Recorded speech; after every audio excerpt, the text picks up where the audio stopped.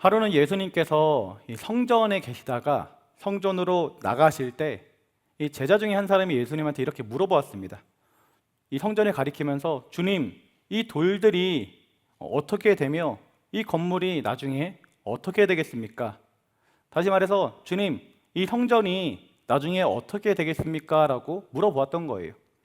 그때 예수님께서는 내가 보는 이 큰 건물이 돌 위에 돌 하나도 남아있지 않고 다 무너지게 될 것이다 라고 대답하셨습니다. 그랬더니 제자들이 이렇게 또 묻는 거예요. 주님, 어느 때에 이런 일이 있겠사오며 이 모든 일이 이루어지려고 할 때에는 어떤 징조가 있습니까? 이 제자들의 질문에 예수님께서는 이제 그 마지막 날 이 재난의 징조에 대해서 설명해 주는데요. 그 이야기가 마가복음 13장에 이제 소개가 되고 있습니다. 예수님께서 말씀하신 이 재난의 징조, 이 마지막 날의 모습은 다음과 같습니다. 이 첫 번째로는 많은 사람이 내 이름으로 와서 이르되 내가 그라하여 많은 사람들을 미혹하리라. 이 마지막 때가 되면 무슨 일이 일어나냐면 거짓 선지자들이 나타나서 내가 그리스도다, 내가 메시아다라고 말을 한다라는 것이죠. 그리고 두 번째로는 주님께서 뭐라고 말씀하셨냐면 전염병이 창궐하게 되고 나라와 나라 간에 전쟁이 일어나게 되며 지진과 각종 자연재해가 일어나게 될 것이다 라고 주님께서 말씀하셨어요. 근데 여러분, 예수님께서 말씀하신 이런 징조에 대한 이야기들 들어보니까 좀 어떤 것 같습니까? 지금 우리가 살아가고 있는 이 시대가 너무나도 명확하게 그와 같은 일들이 일어나는 것 같지 않습니까? 지금은 벌써 이 몇 년이 흘러가지고 저희의 그 감각이 조금 무뎌지긴 했었는데 불과 몇 년 전에 코로나19라는 엄청난 전염병이 전 세계를 강타하지 않았습니까? 그래서 우리가 예배를 드리고 싶어도 예배를 드리지 못하고 정말로 많은 사람들이 그 시기에 죽게 되었고 또 경제적으로도 힘들어가지고 정말로 많은 힘든 시간을 전 세계적으로 보냈었습니다. 지금 이 시대에도 이 나라와 나라 간의 전쟁이 일어난다고 했는데 지금 이 현대에 이 좋은 살기 좋은 세상에 이 평화로운 세상에 이 전쟁이 끊이질 않는 거예요. 얼마 전에는 러시아와 우크라이나가 전쟁을 크게 벌이더니 지금까지도 이어지고 있죠. 근데 최근에는 미국과 이란의 전쟁으로 인해서 지금 기름값이 엄청 오르는 그런 일들이 벌어지고 있는 것입니다. 이 중동 지역에서도 끊임없는 크고 작은 전쟁들이 계속 일어나는 것이죠. 우리 주님께서 얘기했던 것처럼 전염병이 창궐하고 나라와 나라 간에 이 전쟁이 일어나며 지진과 각종 자연재해가 지금 이 시기에 일어나고 있다는 거예요.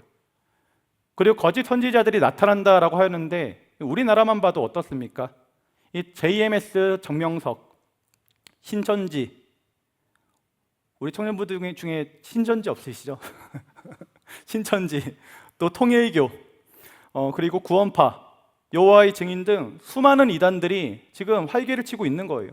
자기가 구원자라고, 자기가 메시아라고 얘기하고 다니는 것이죠.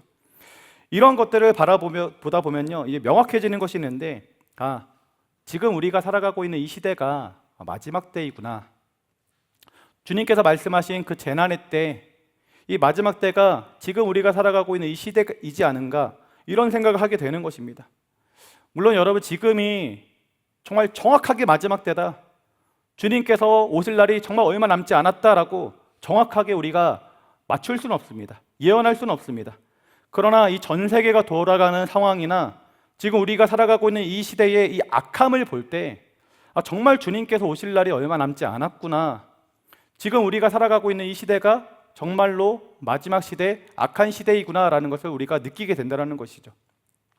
시카고 대학교의 핵물리학자들이 만든 시계가 있는데요, 운명의 날 시계입니다. 이 시계는 전 세계에 일어나는 핵 전쟁의 이 위협의 정로에 따라 가지고 이 시간을 표시를 해요. 근데 그 핵 물리학자들이 몇 시를 지금 가리키고 있느냐?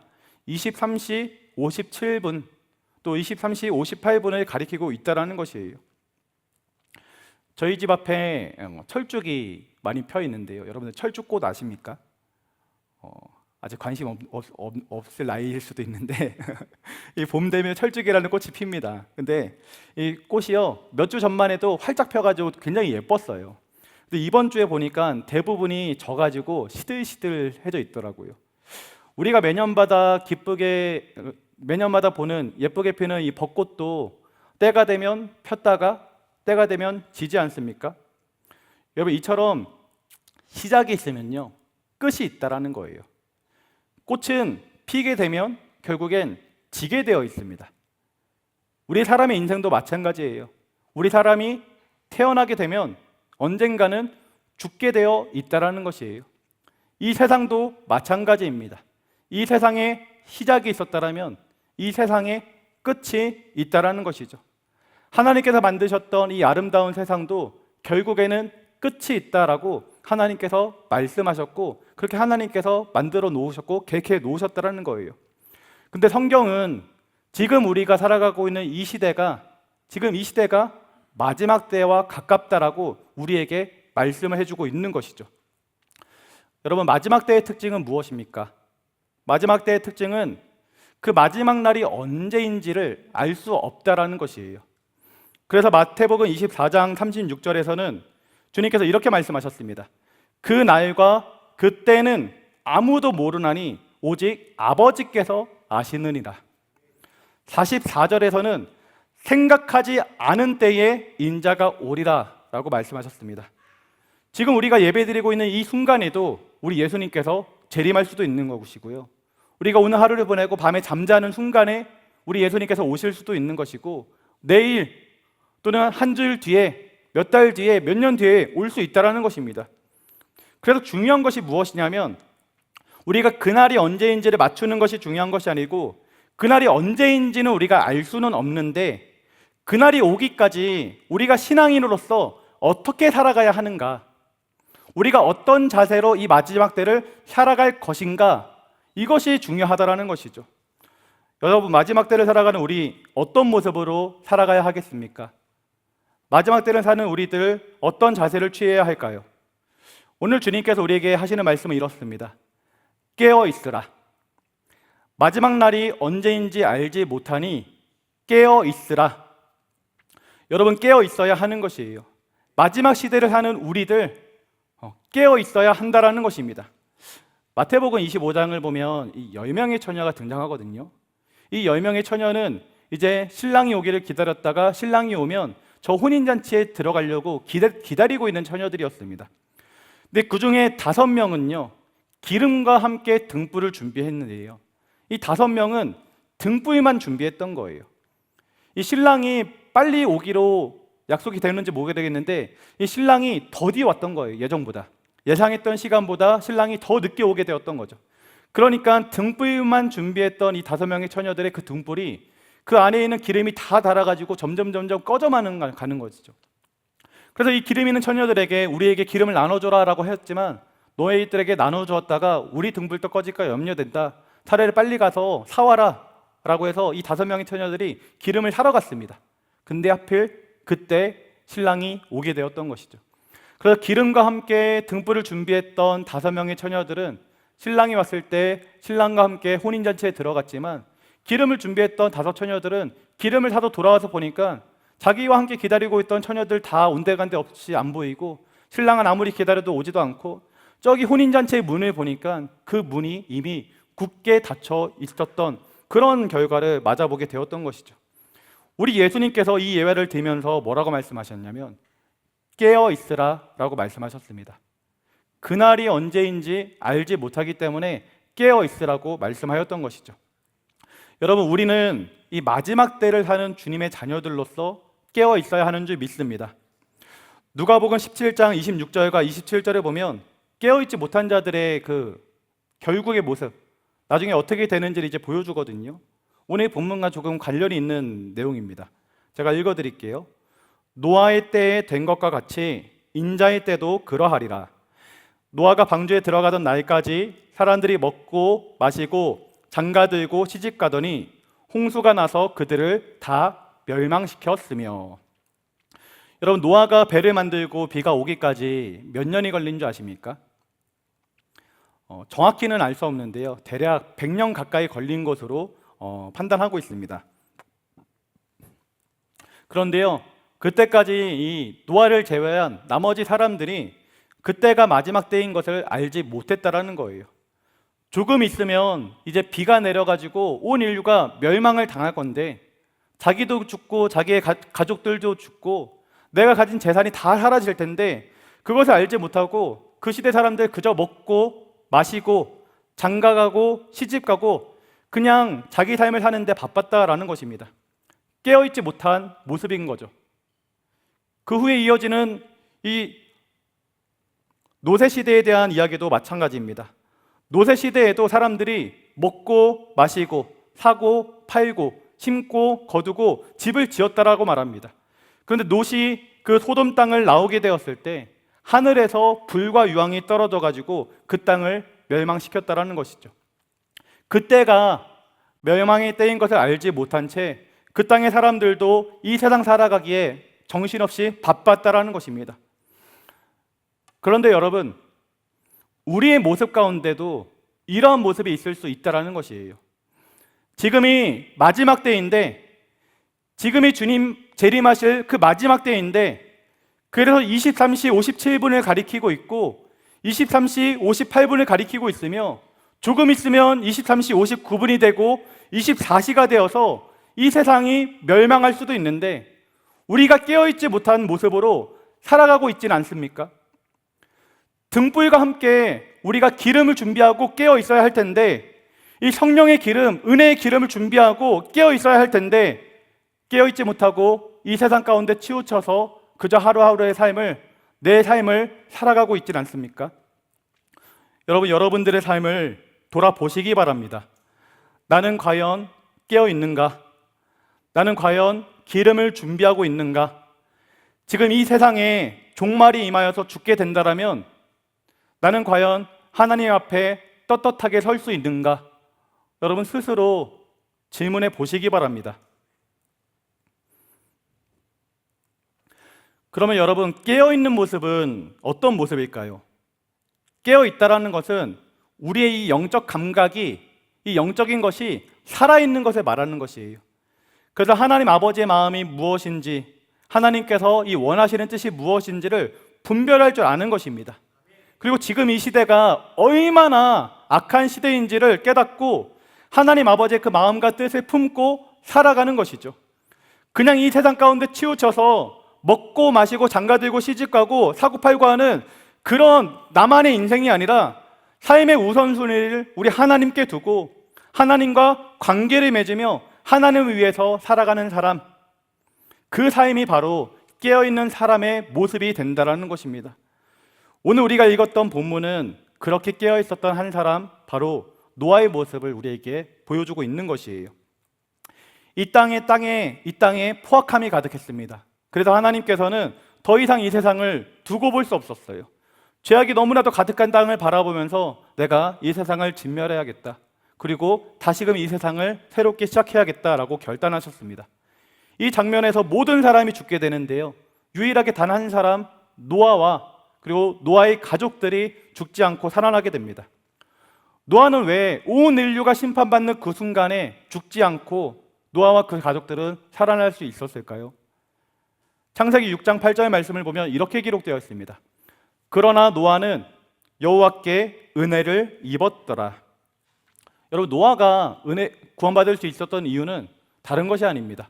오직 하나님의 은혜가 노아에게 임하였기 때문이죠.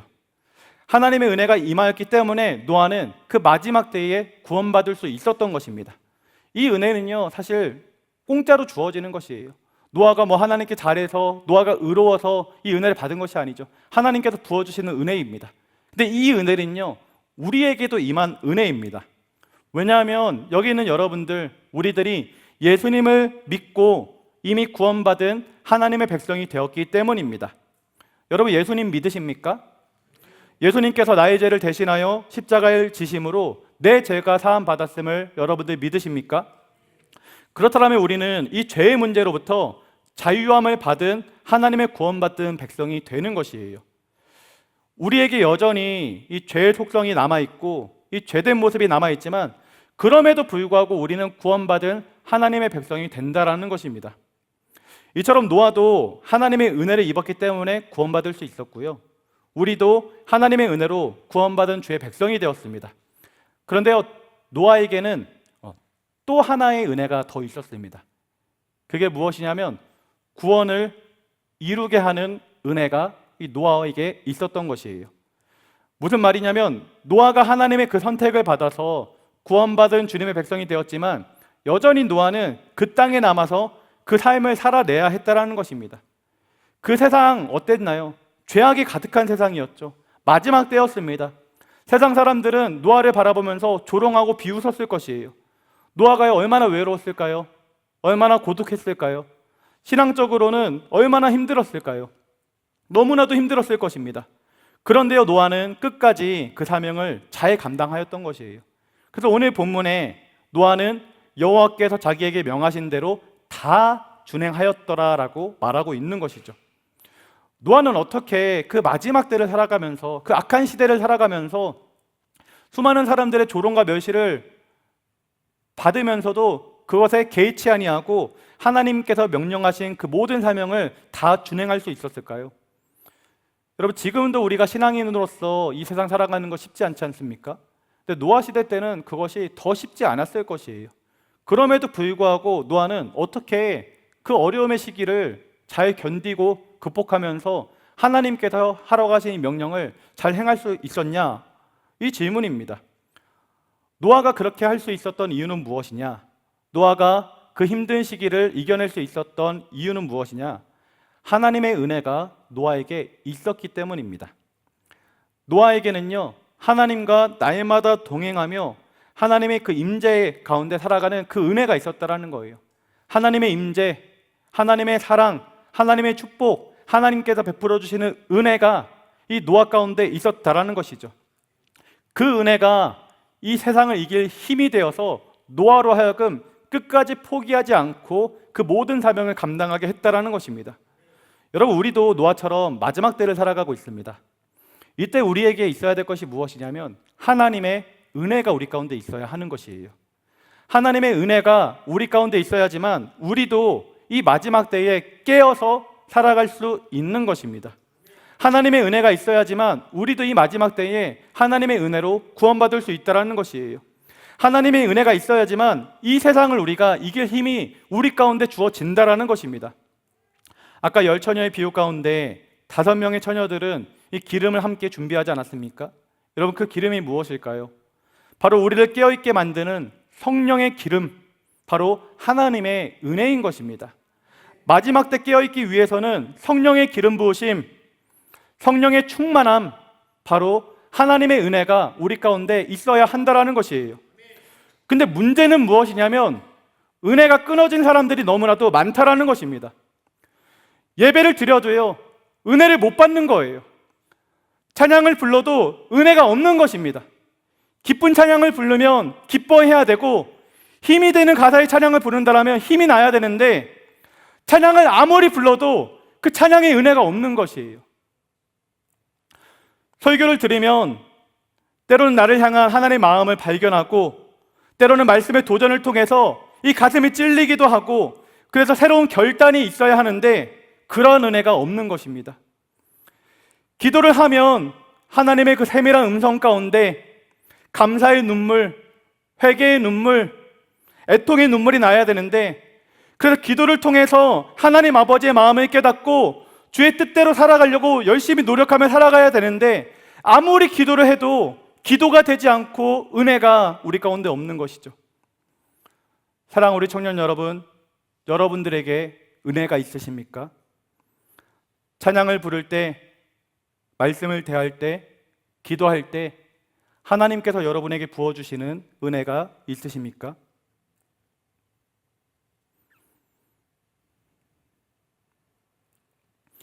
여러분, 어떻게 하면 우리에게 이와 같은 은혜가 있을 수 있을까요?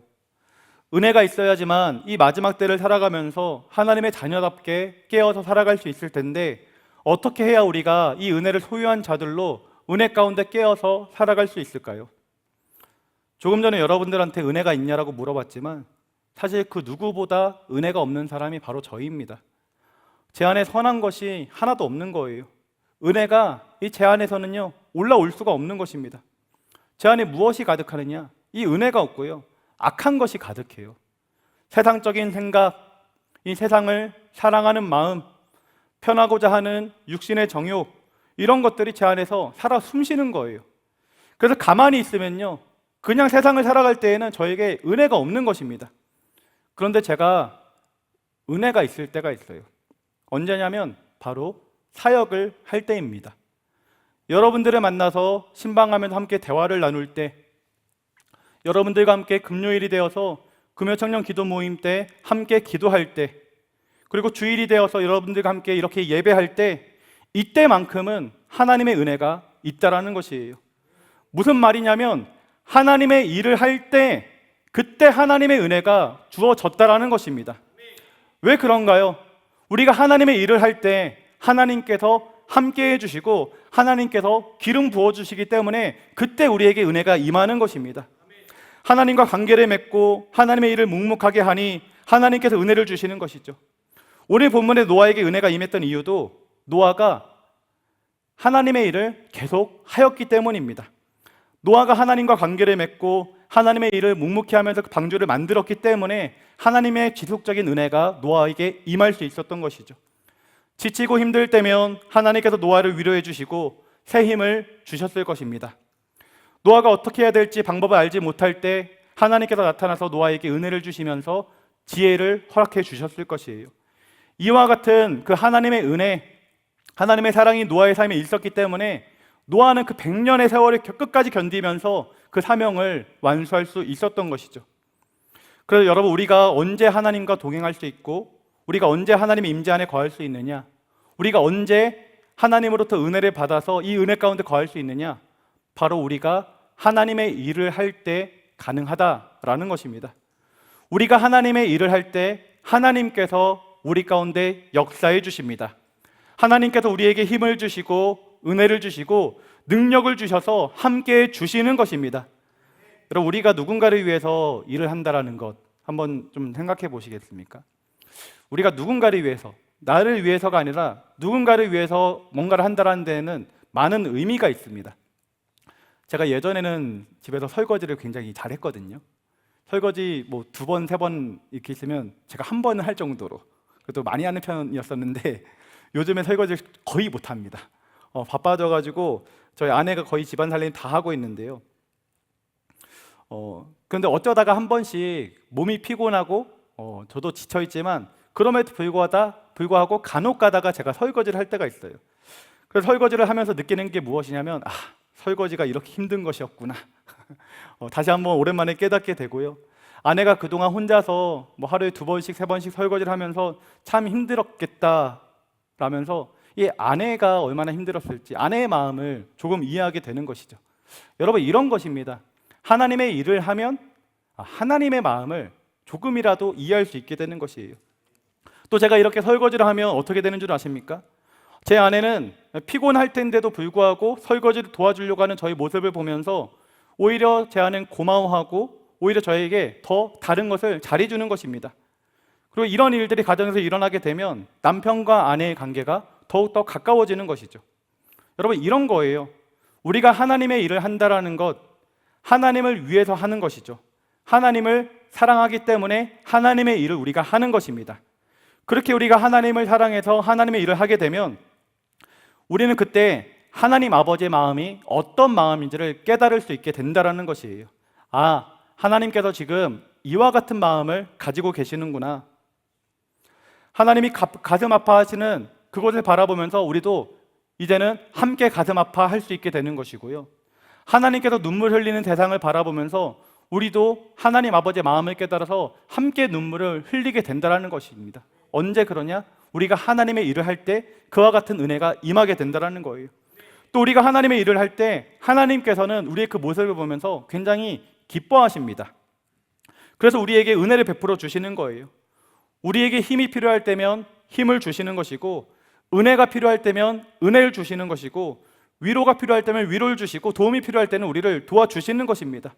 하나님의 일을 하는 우리를 보면서 기뻐 여기시면서 하나님의 은혜를 마음껏 우리에게 베풀어 주시는 것이죠. 이처럼 여러분, 우리가 하나님의 일을 하면 하나님과의 그 좋은 관계 가운데 은혜의 삶을 누리며 살게 되는 것입니다. 여러분, 하나님의 은혜를 입기 원하십니까? 하나님으로부터 은혜를 받고 싶으십니까? 그렇다면 여러분들, 하나님이 원하시는 그 일을 여러분들 하시기 바랍니다. 여러분들이 그렇게 하나님의 일을 하기 시작할 때 하나님의 은혜가 여러분들 가운데 가득 차게 될 것입니다. 여러분이 하나님의 일을 할 때 마지막 때를 살아가면서 우리가 깨어있기가 너무나도 힘들었는데 이제는 주님께서 주시는 그 은혜 가운데 깨어서 이 마지막 때에 깨어있는 삶을 살아가게 될 것이에요. 여러분들이 하나님의 일을 하기 시작할 때 알게 모르게 잃어버렸던 이 은혜가 찬양해도 찬양이 되지 않고 기도해도 기도가 되지 않았던 지체들이 여러분들이 하나님의 일을 하기 시작할 때 다시금 하나님의 은혜가 여러분들 가운데 임하게 될 것입니다. 그와 같은 하나님의 축복이 우리 교한 청년들과 모든 성도님들 가운데 가득할 수 있기를 예수님의 이름으로 축원을 드립니다. 그렇다면 여러분, 우리가 할 수 있는 하나님의 일, 그리고 이 마지막 때를 살아가면서 우리가 해야 될 일, 무엇이 있을까요? 여러분들 기도하는 가운데 하나님께서 찬양팀에 대한 마음의 감동을 주신다라면 이 찬양팀에 들어와서 함께 하나님을 찬양하는 것입니다. 아니, 하나님께서 이 마음의 감동을 주시지 않더라도 여러분들이 은혜를 받기 원한다라면, 지금 목사님이 말하는 그 은혜가 무엇인지를 좀 알기 원한다라면 결단하고 찬양팀에 들어와서 함께 연습하고 함께 기도하고 함께 찬양을 서는 것이에요. 그러면 반드시 하나님께서 여러분들한테 은혜를 베풀어 주시는 것입니다. 여러분, 우리는 지금 마지막 때를 살아가고 있습니다. 이때 주님께서 우리에게 하셨던 말씀은 무엇이냐? 너희가 마지막 때를 살아가고 있으니까 깨어 있으라 라고 말씀하셨던 것이죠. 그런데 우리의 힘으로는 깨어 있을 수가 없습니다. 그래서 우리에게 필요한 것이 무엇이냐? 바로 하나님의 은혜가 우리 가운데 있어야 되는 거예요. 근데 은혜도 사실 우리 가운데 있을 수 없죠.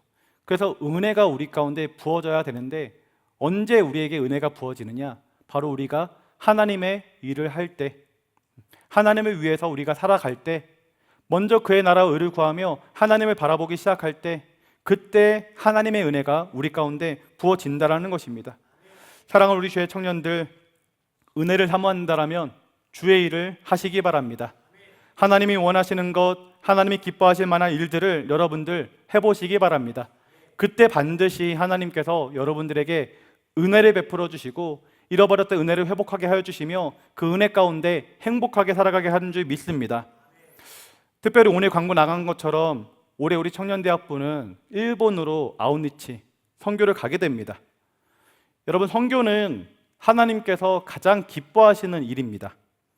그래서 선교에는 은혜가 있습니다. 살아계신 하나님의 역사하심이 있고 하나님의 인도하심, 하나님의 은혜가 가득한 것이에요. 그래서 여러분들이 선교를 가게 되면 하나님 아버지의 마음을 깨닫게 됩니다. 이 세상을 향한 하나님의 뜻을 깨닫게 되는 것이죠. 그러면 꿈과 비전이 없었던 지체들이 이 세상을 향한 꿈과 비전을 품을 수 있게 되는 그 영적 성장이 이루어질 수 있는 것이에요. 오늘 말씀을 통해서 이 마지막 시대를 영적으로 분별하며 깨어있게 원하시는 분들이 있더라면 특별히 이번 선교에 여러분들 동참하시기 바랍니다. 여러분, 저 먼 아프리카 가는 거 아니고요, 문제가 많은 동남아 가는 것 아니고요, 우리가 너무나도 친숙한 일본 가까운 곳에 갑니다. 바라기는 올해 많은 우리 청년들이 이 선교에 동참하여서 우리가 함께 기도하고 함께 또 선교하면서 그 하나님의 살아계심을 좀 더욱더 체험하는 기간이 되었으면 좋겠습니다. 여러분들 이것을 위해서 함께 또 기도해 주시고 기도 가운데 마음에 결정하여서 일주일간, 그 1년에 일주일의 시간 하나님께 내어드림으로 함께 선교할 수 있기를 예수님의 이름으로 축원을 드립니다. 노아가 마지막 때 방주를 만드는 하나님의 일을 감당하면서 하나님의 은혜 가운데 머물렀던 것처럼 우리도 주님의 지상명령인 선교를 하면서 살아갈 때 우리 가운데 하나님이 예비하신 은혜가 넘쳐나게 되는 줄 믿습니다. 이와 같은 하나님의 은혜가 우리 공동체 가운데 풍성하게 임할 수 있기를 예수님의 이름으로 축원을 드립니다. 기도하겠습니다. 사랑의 하나님, 우리 귀한 청년대학부 귀한 지체들 이 시간 이렇게 모여서 기도하고 예배할 수 있도록 인도하시는 은혜 다시 한번 감사드립니다. 주님, 마지막 때를 살아가면서 깨어있기 원합니다. 근데 깨어있기 위해서는 우리에게 은혜가 있어야 하고 은혜가 있기 위해서는 우리가 하나님께 더욱더 가까이 나아가야 되는 줄 믿습니다. 우리 귀한 청년들 하나님께 나아가 하나님의 일을 하는 주의 자녀들 될 수 있도록 인도하여 주시옵시고 이 마지막 때에 깨어서 승리하며 살아가는 귀한 인생 될 수 있도록 주님 축복하여 주시옵소서. 감사드리며 예수님의 이름으로 기도드립니다. 아멘.